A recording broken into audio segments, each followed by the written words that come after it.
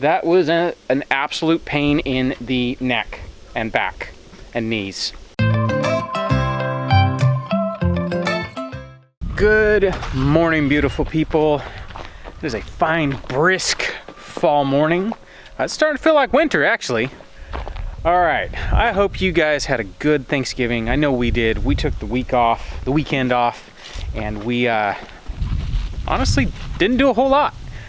We sat and relaxed and ate ourselves silly. I think we actually plowed through the leftovers by Saturday. If you guys remember, I was working on skirting the mobile home. I have one side left to go. I laid the block and then I was working on finishing up. I'm almost done, but before I get started, I'm actually going to work on a side project real quick first thing this morning. The boys are gonna kind of spearhead it for me. I'll walk over here and show you what we're doing. So kind of the rush with skirting this mobile home is, the thing is insulated quite well on the underbelly. I made sure I insulated it pretty good, and we're good all the way until we get into the teens. Well, this, I think Tuesday night, tomorrow night, Wednesday morning, something like that, we're gonna get down there. So I would like to get that project buttoned up. One of the other things I need to deal with is in here in our greenhouse. I don't know if I've showed you guys the greenhouse for a while. Yeah, half of it is a jungle. The other half has the tomatoes that I have yet to rip out. It's a case of out of sight, out of mind. What I've got in here is our citrus plants. Where I'm at with them is I don't have a place to put them. I'm not gonna put them in the shed. I'm actually gonna do my best to keep them in the greenhouse. We're gonna make a spot over here right in the middle, kind of on the ground, and we're going to build a small structure that we can build a greenhouse within a greenhouse. We've saved a lot of like milk jugs and stuff like that I've put in here to help kind of, have some thermal mass. I have actually noticed it has helped. We've had some pretty cold temperatures. All of the citrus plants that have had water jugs around them don't seem like they've minded the cold. Kind of where I'm at with this citrus is I still don't have a place to stick it. So it's gonna have to live out here in the greenhouse for the foreseeable future. It's just the way it is. So we are gonna get in here. I'm gonna pull down some of these tomato hooks real quick. We're gonna make a spot probably right here. And then we're gonna get a piece of plastic and make a greenhouse within a greenhouse. We'll try that if the citrus wants to survive temperatures that low. Cool. If not, oh well, we can buy more citrus. You know what makes me laugh? These tomatoes are still hanging on. Like they're still alive.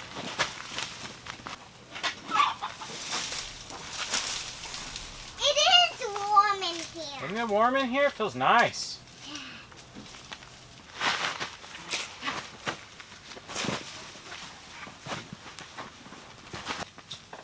You know, this is all budded out. This is still alive. It just defoliated.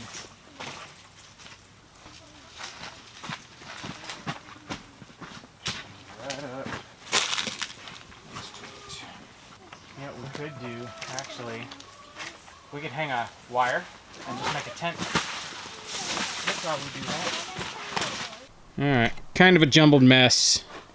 And it looks especially junky with all of the jugs of water, but we'll see if we can get these things to survive. I think what we're gonna do is I'm gonna get maybe some string, and we're just gonna hang a piece of wood and then just make a tent out of the plastic and get it all closed up. I'll see what I can come up with.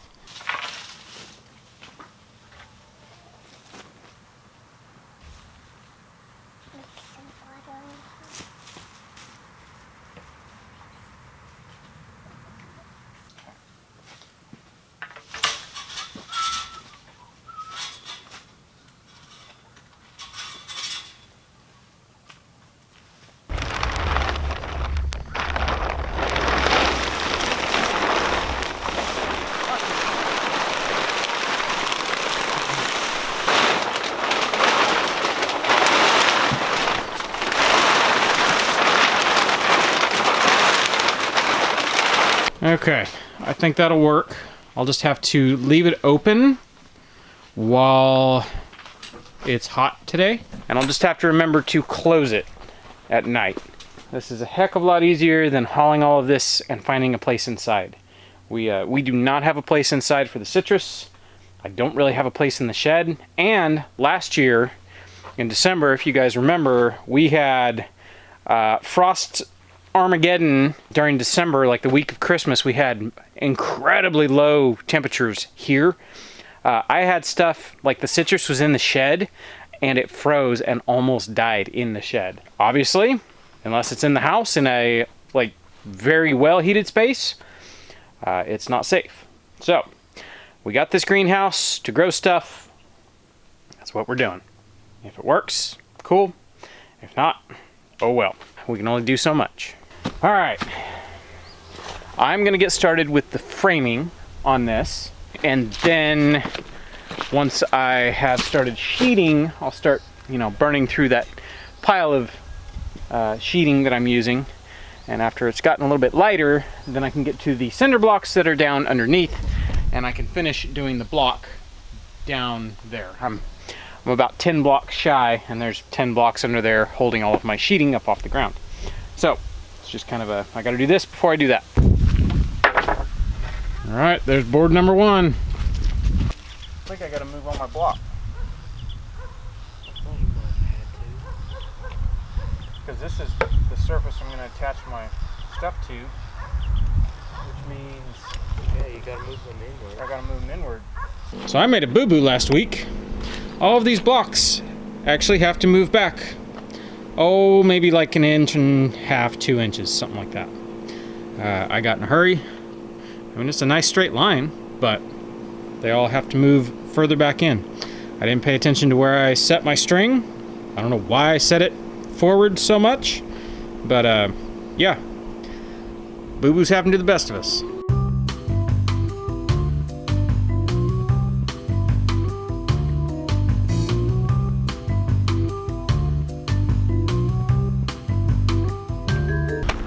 Blocks are scooted. You can see how much I had to move them. About, I don't know, maybe like 1.5 inches, 2 inches. So not bad.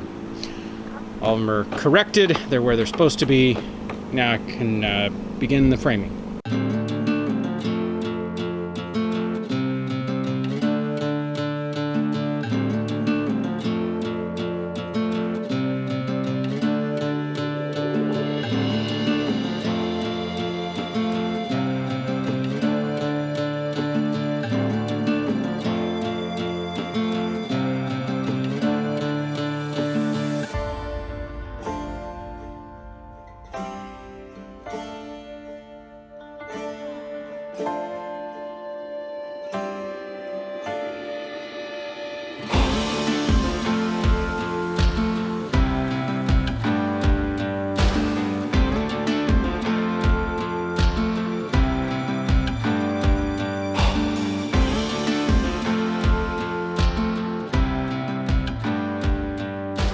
Alright, I can tell we have a weather change coming as this breeze is picking up. It's getting colder and colder. It's getting kind of chilly over here, even though I'm in the sun. I'm glad I'm in the sun, but it's getting kind of chilly. Alright, ate some lunch. I am revitalized, ready to keep plugging away.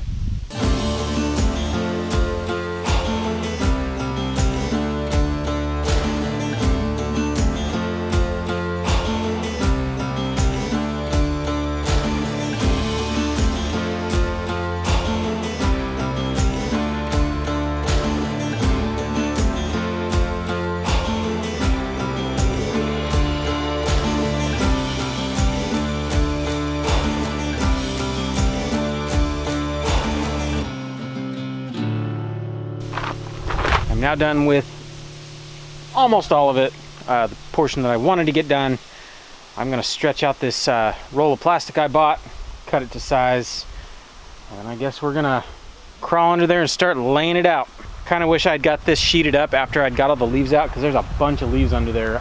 As I've been working along, I keep grabbing handfuls of leaves and throwing them out. All right, I'm gonna take off this heavy tool belt and play with some plastic.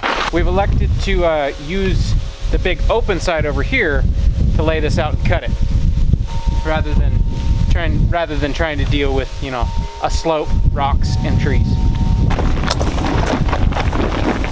Let me have that, sister. Can you sit right here and keep it from moving? Don't move. Yeah, just stay right there.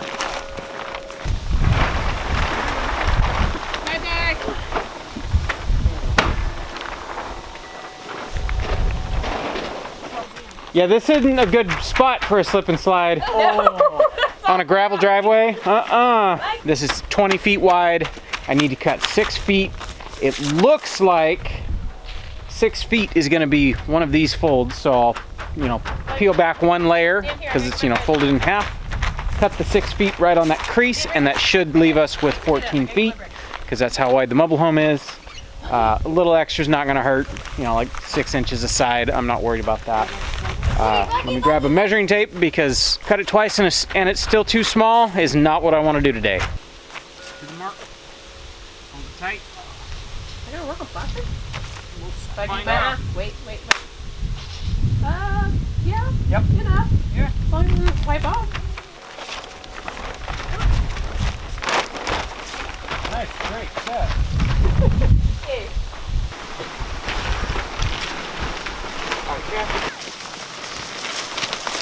Watch the Widelia. Starting.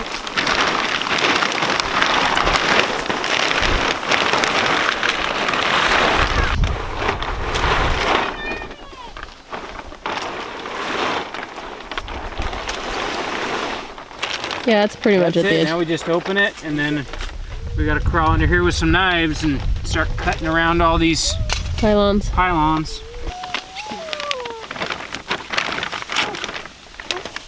All right, I'm gonna lose some layers and like my Leatherman before I lose it under here. Yeah. My knee pads are actually in the way, so I'm gonna take those off. Now that we have a game plan, we have this first set of blocks done. Now it'll stay put, and now it's just rinse and repeat. Cool. 18 more times. Is that how many pylons there are? Actually, I think it's. I think there's 20. It's like 10 and 10. Oh gosh, that sucks. It's full of plastic.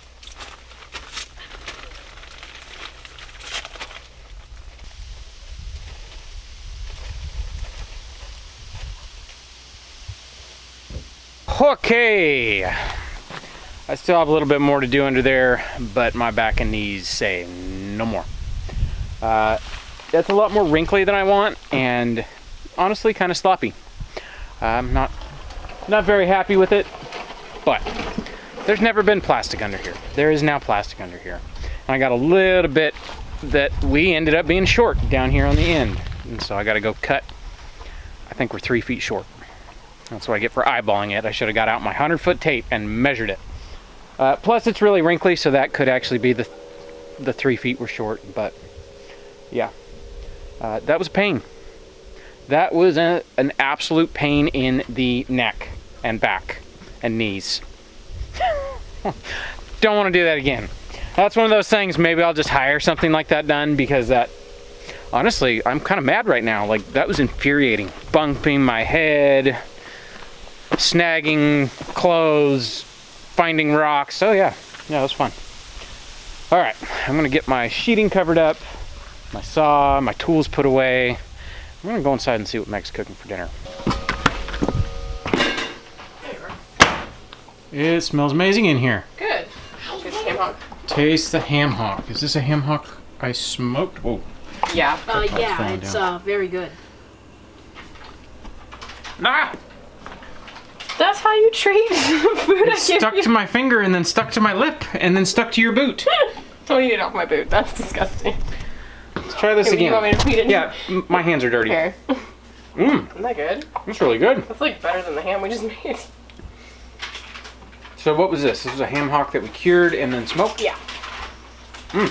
That's really good. Yeah, that's tasty. What you got going on? What you making? Split pea soup. Split pea soup. That's the ham hock. With one ham hock. Yes. One ham hock and then between. like the tiny 3 or 4 pieces of little bits of ham from our Thanksgiving meals that we had left. So. Okay.